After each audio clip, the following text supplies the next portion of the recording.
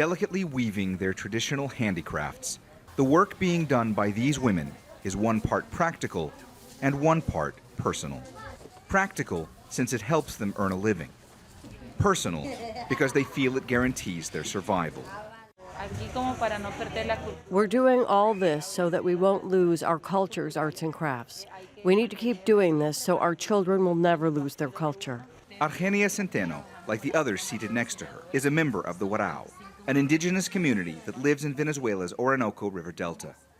Numbering around 20,000, aid workers here say the Warao were among the first people to be affected by the deepening troubles in Venezuela. Many of them were already living on the streets, begging on the streets of Venezuela. Hundreds of Warao now live here at this shelter in the northern Brazilian city of Boa Vista.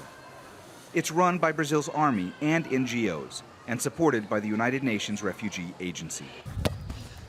To pass the time, younger members play volleyball, while tribal chiefs reminisce about their beloved Orinoco. Euligio Baiz tells me the river seems almost to flow through their blood, and that now the river seems to be flowing ever farther away. We're afraid because the children are learning that we are in a shelter. What we have here is very different from our customs of fishing and hunting and our traditional arts and crafts. Unlike other migrants, the Warao aren't trying to get to other parts of Brazil. They prefer to stay close to Venezuela, hoping to make it back, ensuring, at least for now, that their lives stay very much in limbo. That's one of the reasons things have been set up differently here.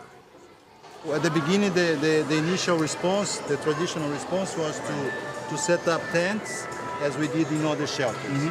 But since they didn't like it, they put the hammocks outside the shelter. Hammocks because it's what they're used to sleeping on. No. Hey!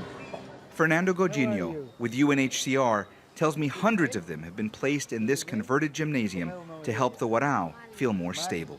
They are in a very vulnerable position, and it's clear when we receive them at the border, when we check their health conditions. It's very clear that they have more vulnerabilities and they have more specific needs.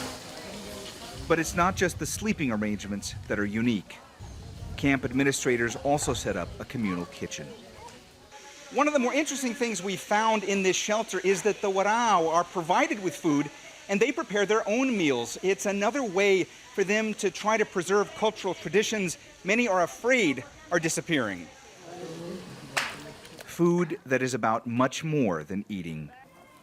Products that are about much more than selling. Essential threads of a history they'll do anything to keep alive. Mohammed Jamjoom, Al Jazeera, at the Pintolandia shelter in Boa Vista, Brazil.